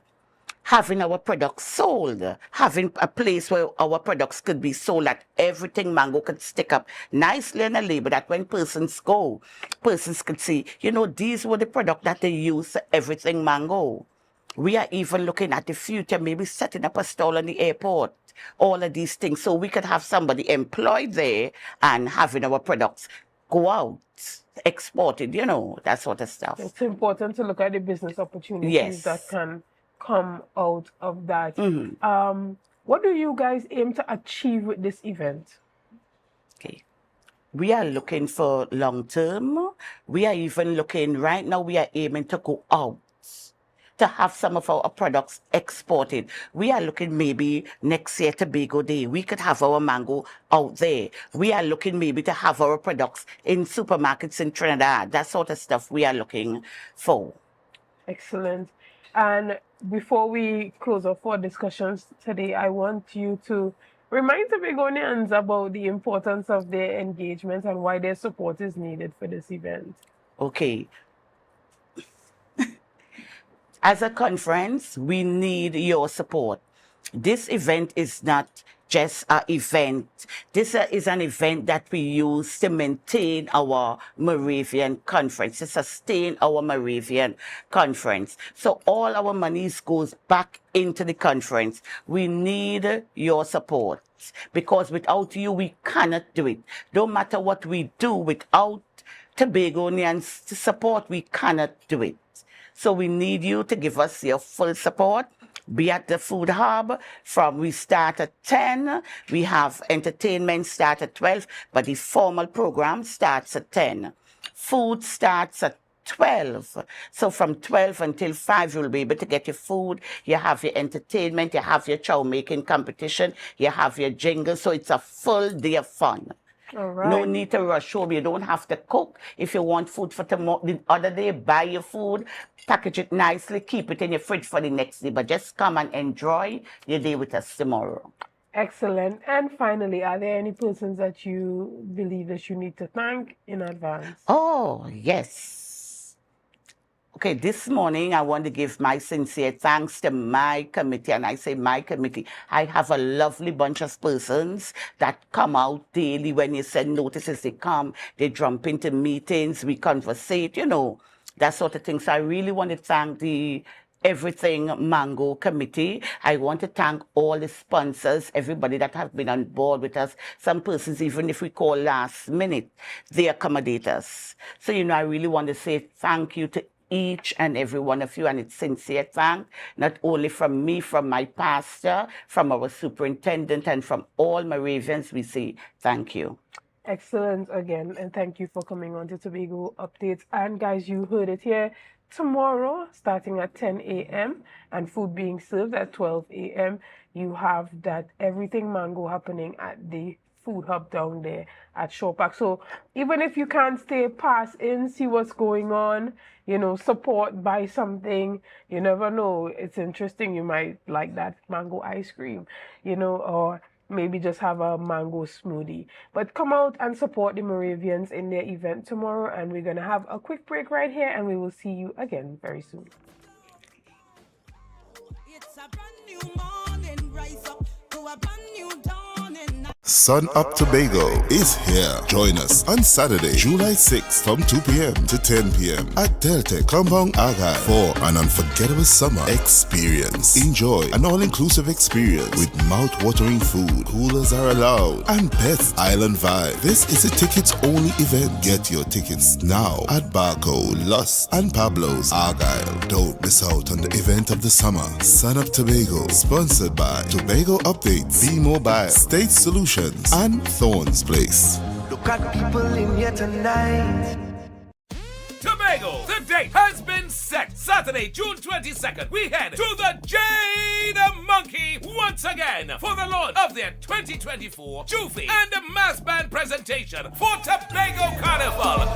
On Saturday, June 22nd, we gather at the Jade Monkey to get a glimpse of the Jade Monkey mass presentation for 2024, the Tobago Festivals, and also the launch of the Jade Monkey Juve, Monkey See, Monkey Do. I come from the Twin Island of Canada. Get ready for another year of Tobago Carnival with the best band in Tobago, Jade Monkey Mass and the Jade Monkey Juve. So come out on June 22nd as we launch Monkey See, Monkey Do Juve, and for Tobago Mass, the Tobago Festivals presentation, brought to you by the Jade Monkey. This one powered by Carib, Digicel, and Next 99.1 FM, a member of the TTT Limited Media Network. Jade Monkey. It's a different type of thing down there. Man, we party till we drop down there. With a lot of pretty girls down there. Down in Tobago. Tobago Glass Supplies has been a leading name for over 37 years in the glass and aluminum market in Tobago. We provide an extensive range of high-quality, innovative aluminum and glass products for commercial and residential use. Competitive prices with superior and professional services by committed employees who are guided by rigid quality standards. Tobago Glass Supplies specializes in the manufacture and installation of glass and aluminum products that are essential to today's homeowners and the business environment. We are engaged in marketing, sales, and installation of a variety of products. These ranges from windows and doors to necessities such as mirrors for homes and vehicles, designed and manufactured in-house or imported.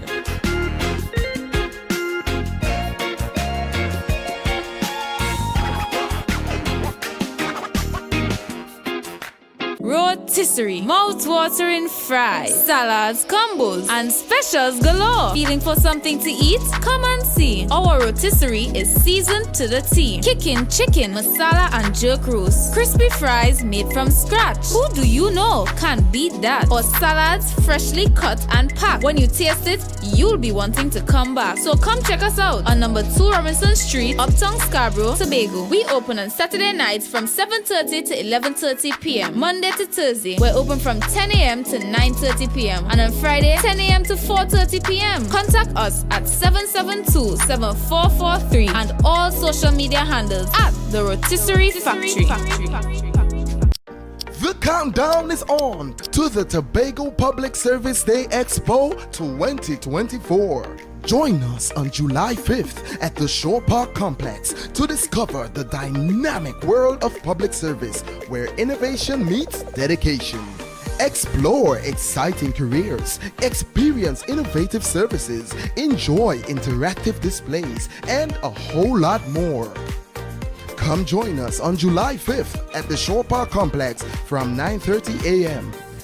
Visit the Office of the Chief Secretary's Facebook page for details.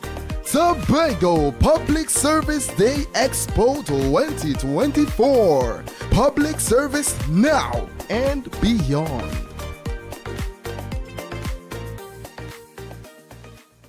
Deltec Distributors Weekend Special Wings Friday. 3 pounds wings, 2.5 kilogram fries. Special 100 TT Soup Saturday. 2 pounds cube beef, 2 pounds cow heel, 2 pounds chicken foot, 2 pounds pigtail, or smoked bone. Special $150. Super Sunday. 3 pounds leg and thigh chicken, 3 pounds sliced pork, 3 pounds lamb slice, 3 pounds cheese, 2 pack of pasta. Special $250. Located Main Road, Argyle, Tobago. We deliver 20 TT. Contact us on deltecdistributors.com 395-5040 or 237-0102. Deltec Distributors Weekend Special.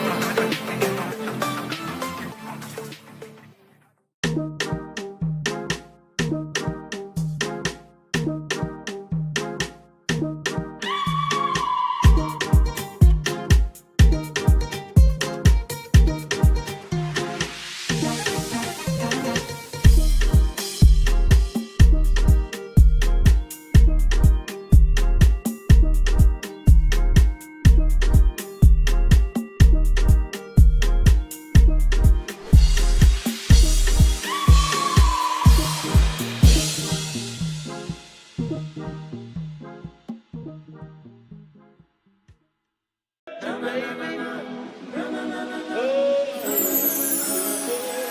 can't live without you, I can't be without you for too long. Cause when I'm around you, I feel like the heavens just come down. I feel it in my soul every time we on the road, it's a miracle.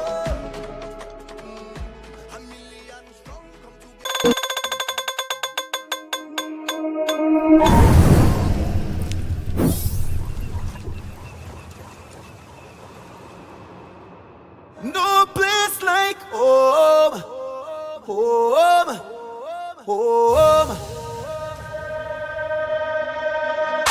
Oh, I love Tobago, baby.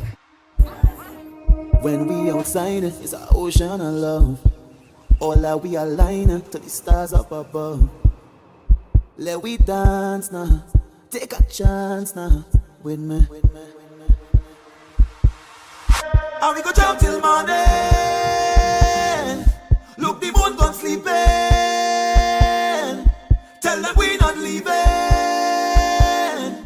Till the last drop of bacchanal is madness in the capital. So I feel like I'm running tongue again. Jump and shake the ground again. Wave with all my friends and them.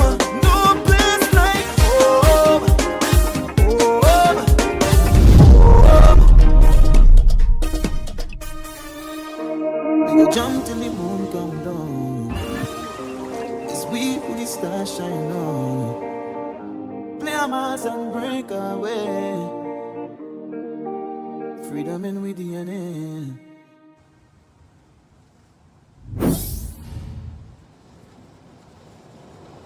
MI4 Security Services Company is the most advanced security service in Tobago. Ask about our cash and transit service. It's safe, risk-free, reliable, and timely.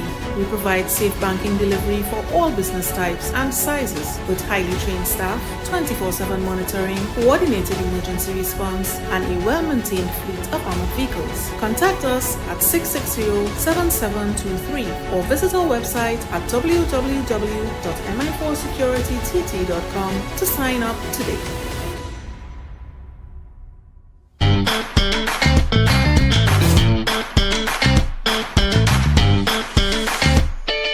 Need a fresh start? Upgrade your life with the things you want. At Standard Distributors in Canaan, life is good with zero. Get that amazing fridge, the stylish sofa with zero down and easy financing. Your dream house is within reach. Visit Standard Distributors today. Life is good with zero.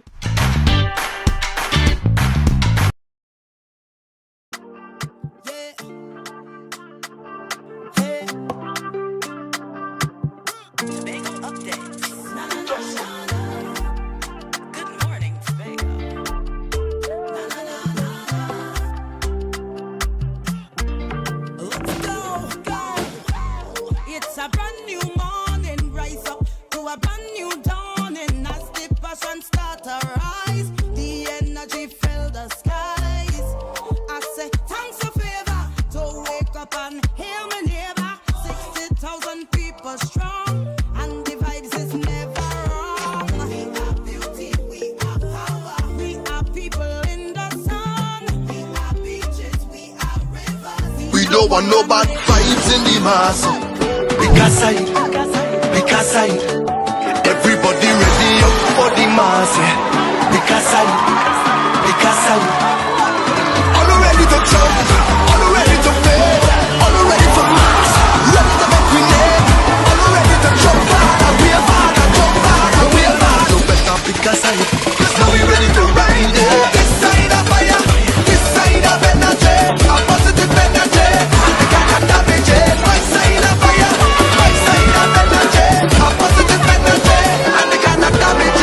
Showing up everything, showing up.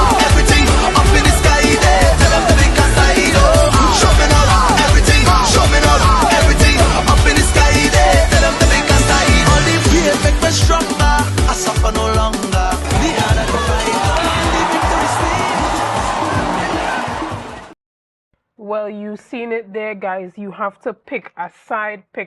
Capture the flag Tobago. If you are from Tobago or a Tobagonian, anywhere residing in the world, you may have heard about Capture the Flag. That's where the alumni come together and defeat each other in a football competition here on the island of Tobago. Now, it depends on whose flag you're repping. And this morning, I have the privilege of sitting with not only the boys from one team, but I am sitting with the boys from Mason Hall, Goodwood, as well as the Mount Mary boys. And this morning I have Mr. Javon Thompson. Good morning, sir. You are repping, I don't know if to call them the boys in blue, but you are repping Goodwood. Best school in Tobago. Right? And then we have Renson, right, who is repping the Mason Hall Pleasant good morning, Miss team. Felix. Right, and then we have Mr. Dominic Lyons, who repping the Mount Mary boys. And I don't know who you guys supporting. I don't know whose team you're supporting, but this morning we have these guys on here to represent their teams. Mr. Thompson, tell us a bit about what we could expect coming out from the boys from Goodwood in this Capture the Flag qualifiers happening on the 23rd of June. Well, it's nothing to brag, it's nothing to boast, but everybody know Goodwood is the best. Right. You understand? When you see Goodwood, you know it's Goodwood. And you know the competition is going to be very stiff, right? Today there is supposed to be some announcements coming out of the Capture the Flag committee on who is going to be competing in that qualifiers on Sunday. Are there any persons, particularly any groups that you are looking forward to playing against come Sunday, Renson? Most definitely. Well, in the last stint, Goodwood came close to defeating the former champions, well, the current champions, which is Scarborough Sec, and we are definitely looking forward to play Goodwood or whoever understand presents themselves. We've been training a lot. We are the Lions of the Valley, and we hope to go all the way this time. Right, and then you have you, Mr. Lyons, and you are representing the Mount Mary boys. What do you think you guys are bringing to the table to defeat the current standing champions? If you look at it, we come in as the underdogs. No one expects us to be here, but we are here. There are a lot of banter, a lot of people talking. They don't know what to expect from us. But we are coming to have fun, we are coming to compete, and we are coming to show them that we have a place and Capture the Flag. Right. And then there are persons who may not have heard of you guys before, Mount Mary boys being in the competition previously. For those who don't know the Mount Mary boys or are not expecting much out of you guys in the competition, what do you have to tell them? It's really interesting because if you check the history, 8 years ago when Capture the Flag was implemented, the Bishopians would have been represented. All right, I myself would have been a part of the contingency. However, for the past 7 years, that representation has not been there. All right, and we grew tired of having to come and watch some of our players represent 4 other schools. So some colleagues of mine, we decided to take this opportunity to come and give past students as well as present students the opportunity to support and be represented. So we have a rebranding of the Bishopians coming out as the Mount Mary boys. Yes. Excellent. Well, we see that the competition is going to be stiff. Everybody here is saying that they are coming and they're coming strong. Again, we have Renson Wright from Mason Hall as well as Javon Thomas from Goodwood. And everybody, I believe, is currently training with Scarborough Sec in mind, right? Because there's the idea that they are coming to regain that title. Javon, you're shaking your head. Let us know, what are some of the recipes that you guys have been cooking up behind the scenes to ensure that that does not happen again? To be honest, we in training with Scarborough Sec in mind. They are least of our worries. At least, a matter of fact, anybody, least of our worries.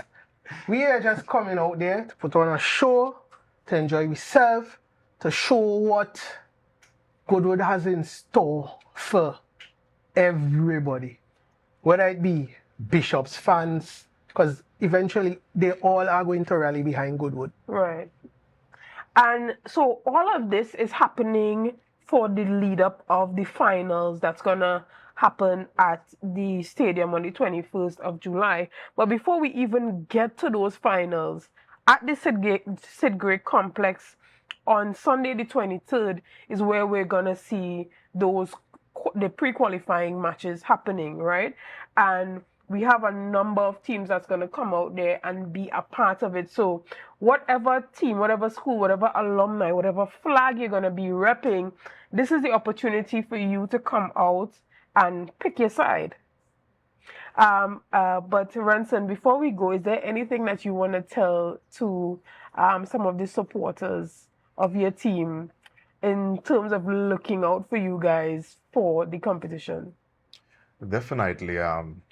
The fans have supported us through thick and thin, I would say. We have not been successful in this tournament as yet, but we continue with resilience and we really want to give the fans something to cheer about. We really hope to go all the way and we're going to be putting our best efforts out there for this leg of Capture the Flag. So we're looking forward to seeing the fans support, not just at the stadium, but it starts at the pre-qualifiers. Exactly, because you need that type of support to give you the confidence needed to go into that competition.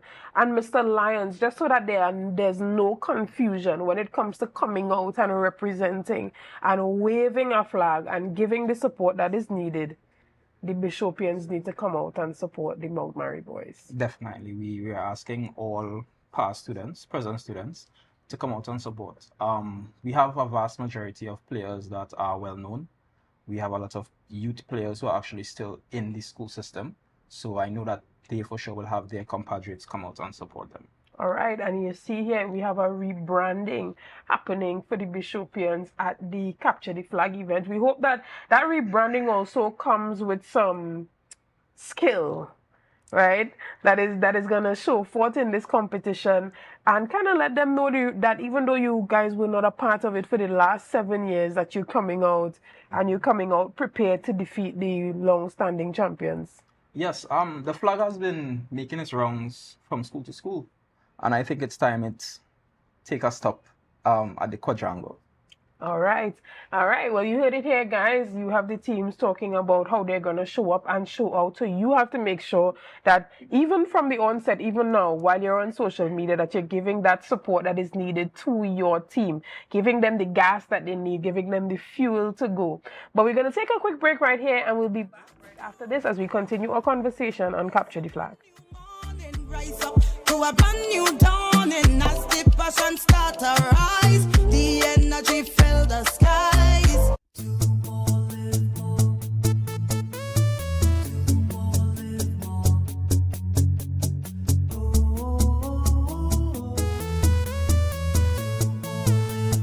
This is how it's gonna go. They better look up below, 'cause this is your show. And everybody's gonna know. Say it to them once again. They better look up below. This is your show. And everybody's gonna know. That's how it's gonna go. They better look up below, 'cause this is your show.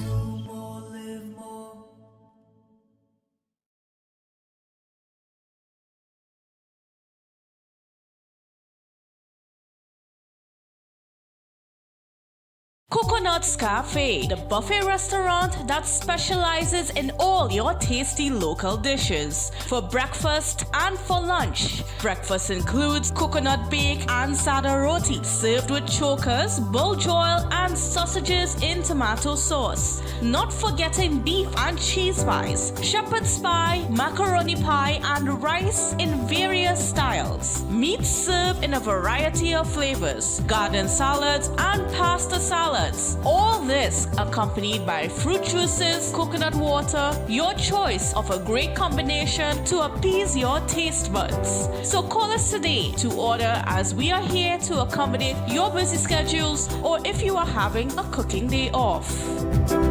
You can now get whatever you need whenever you need it anywhere in Tobago with Tobago. Your meals, medication, groceries, and shopping all delivered directly to you. No more hassle, no more stress. Get the Tobago app today on Google Play or Apple App Store. That's TAPPOGO, and let us deliver to you. Check our website at www.tapogo.app or call the experts at 494-TOGO and 484-4746. Tobago. Relax. We will get it to you. Tobago's at your service.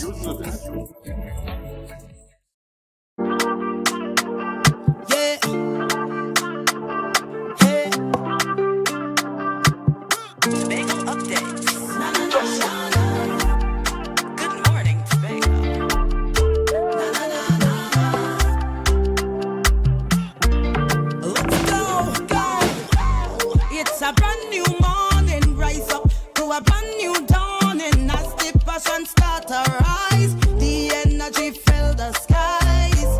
I say thanks for favor. Good morning and welcome back to Good Morning Tobago right here on Tobago Updates. We continue our conversation on Capture the Flag, one of the staple events here in Tobago when we talk about football, when we talk about alumni engagement. And we're having this conversation with Mr. Jarrell Orr this morning. Good morning, sir, and welcome. Hi, good morning Tobago. So you sit on the committee with the organizers of the Capture the Flag event, the Scarborough Sec alumni. So tell us a bit about where the competition is now compared to when you guys started, and what we can look forward to happening for this particular competition this year. Yes. Well, my portfolio on the executive of Scarborough Sec alumni is the sports coordinator. So I'm responsible for the technical part of that aspect. Also, where we are right now, the Capture the Flag TT, is that we are trying to expand the brand and also bring in other new initiatives. Like this year, we would have our first inaugural all-fours competition. So we are encompassing all aspects of sports. Because, sometimes people don't even look at card games as sport, but that's also sports. So we're trying to encompass all students and bring out another demographic. We also will be having netball this year, and also we'll be improving on our relay festival at the final day. So what we have done this year is also expanding into other sports, and also we also did our Trinidad leg of the qualifiers 2 weeks ago, which was great. Shout out to the Moruga past students for qualifying. So this year we look forward to having a great Capture the Flag. Right, so eventually we'll have Capture the Flag Olympics in Tobago. Well, yes, also our alumni even stretched the borders, where we did an initiative where we went to Barbados, where we met with the Minister of Sport there. So one thing about Capture the Flag, we try to raise the bar and, carry it to different aspects of That's interesting. And what can we look forward to for this Capture the Flag this year with the pre-qualifiers happening on the 23rd and the finals on the 21st?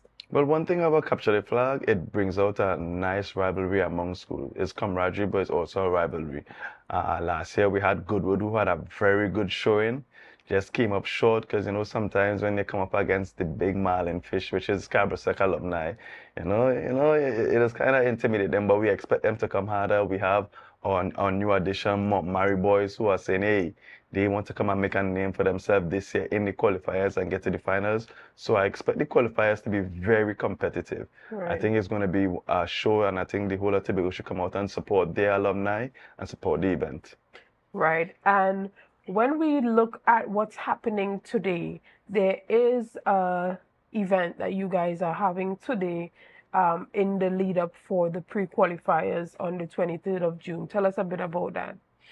Today, well, we would have a teaser that we will be putting out to entice people to come to the event. So look out for on the social media for that thing. I don't want to give it away too much. You don't want to give out too much. All right, well, I guess it is a surprise, and we will be looking forward and looking out for that. tell us about some of the support that you have gotten to carry out this event. Well, first of all, I want to thank all the alumni for coming together and supporting Scabrosec alumni over the years and also this year, because without them, this wouldn't be possible. So that is the first support. We also want to thank all our sponsors. It's too much to list right now. Our Tobago sponsors and even our national sponsors for supporting the event and seeing the initiative that sport can help bring people together. So that is one thing I'm very proud of our brand.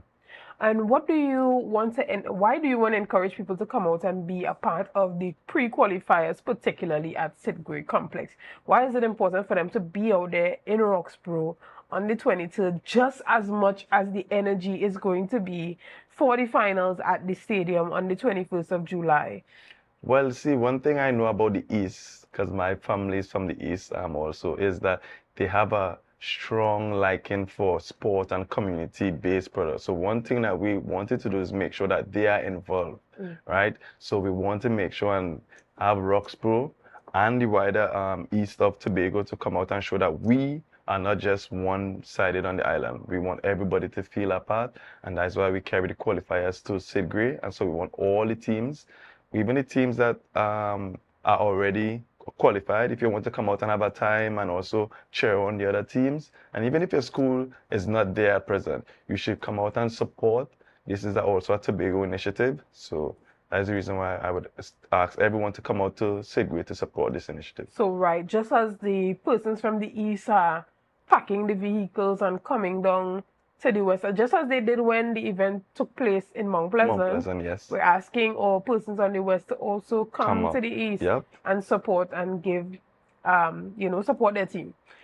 And give persons a bit of a background information on how the entire Capture the Flag event works, because you have the pre-qualifiers. You said you went down to Trinidad. You had some Trinidad teams engaged. I know we have another pre-qualifier and then the finals. What is the overall process like? Okay. All right. So the Capture the Flag, the main event is the 21st of July at the Dwight Hawk Stadium. So what we did a build out where we're going to encompass qualifying teams, because a lot of teams want to be a part of this great product. So what we did is have qualifiers in different sections. We have Trinidad, and now we have in Tobago, where on Roxborough there would be two groups, right? Two groups, and two Tobago teams will be qualifying from the qualifiers in Sidgway. So that is where the qualifiers in Tobago. So it would be two Tobago teams from the Tobago qualifiers, the defending champs, and also the Trinidad qualifying team. All right, can you tell us about some of the teams that we're going to see out there at the pre-qualifiers on the 23rd at Sidgway Complex? Well, we have the boys on the hill, who are a very contentious, a very proud rival, and think that they're always going to make it to the finals. We have the Mount Mary boys, who we are excited to see. They say that they want to prove that not only the boys on the hill and the Blue Marlins and the Scabrosec alumni team could play football, so they want to come out and show their part. We have Goodwood, who said last year they were just short. They said that this time, for sure, they're going to make it, right? They'll be training hard. We have Harmons, who had who surprised a lot of people last year by winning their first game. So they say that they want to prove that, We also have Speyside, who has always had a good showing in the Capture the Flag. They have made it to the final day a lot of times. We also have Pentecostal Light and Life. I think they have a good amount of players, and I think it will be a very successful qualifiers on Sunday. Excellent. And that means that we have a widespread, all the schools are going to be represented, so no one is being left behind. No it doesn't matter what year you graduated from, right? Everyone is welcome, even if you was here when there was Roxborough Sec. Oh yes, and there's also Roxborough Sec going to be there. Even if you're from the originals. The original schools here, we encouraging everyone to come out and support the event. Come out and support your school. Come out and see friends that you ain't seen in a while. Pack your coolers. Bring your children. Let them see that part of of this community and this school-based initiative that brings us together. Right, and what type of engagement is going to happen during the event? Are people able to bring their coolers and their food as you indicated, or would there be a bar and food available to purchase? Yes, we would have food available. We have concession stands. We also would have a kids zone. So we also make it a very family-oriented thing that your children could also have fun while they, the event is going on. So it's a whole holistic thing that is going to be happening also at the qualifiers. Right, excellent. And is there anything else you want to encourage, say to Tobagonians, to encourage them to support their teams online? Because a number of these smaller teams that are not as popular as the Blue Marlins or the Boys on the Hill, they need that juice too. They need that level of support to feel like when they come out to the pre-qualifiers, they have the support that they need to put on their best showing. What I would say as a person who have been playing sport all my life, even as we say small team, when it comes to sport, that is the great thing about sport. It doesn't matter how small, how big, and sometimes you may be small, but the fight inside you will be big. Right. So I would encourage all schools to come out, or everybody to come out and support their team. You never know. And there's a saying, football is played on the day. Right. Right. So no matter how big your team is or how great you think you are, you still have to come out and show out. Right. And we look forward to that. And we want to thank you guys for putting on a great showing again. It doesn't matter what school you went to, what team, come out and support. And you might just be a traitor and want to support another team, and that in itself is fine as well. But come out and support the Capture the Flag event. The pre-qualifiers happening up in the East on Sunday the 23rd. And then we have the finals happening on the 21st. I know a lot of people gearing up for the final, but it's important to also support the pre-qualifiers as well. And it's an event for the entire family. Bring the kids out, come out, see some persons that you haven't seen in a very long time. It's that opportunity for you to give your support to the team and give your support to the alumni so that events like Capture the Flag can continue to be successful, and that they can continue to diversify their offering into other areas of sports and athletics. And again, we want to thank you guys for the work that you're doing in terms of that sport and community engagement, and not leaving it up to the government of the day to do something for sports, but taking the initiative to do something that allows young people to say, well, they are really looking out for our best interests. And there's often the saying that, there isn't much to do in Tobago. So you guys are also contributing to some of the activities that we have to engage and to have fun. So tell us a bit about why it's important for you guys to continue the legacy that Capture the Flag is creating in order to engage youths in Tobago. I think that is one thing that I'm proud of my alumni, and also our president and everyone on the alumni, is that we are doing this as a selfless thing to help Tobago on a whole.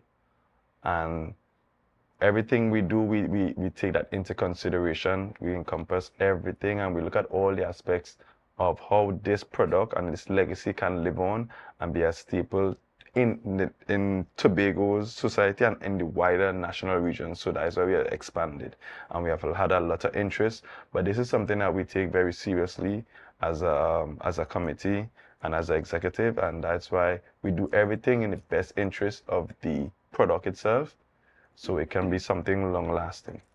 All right. Well, we thank you for that, and thank you for coming on with us this morning, guys. We want to thank you for being with us this morning. Thank you for liking, sharing, and commenting.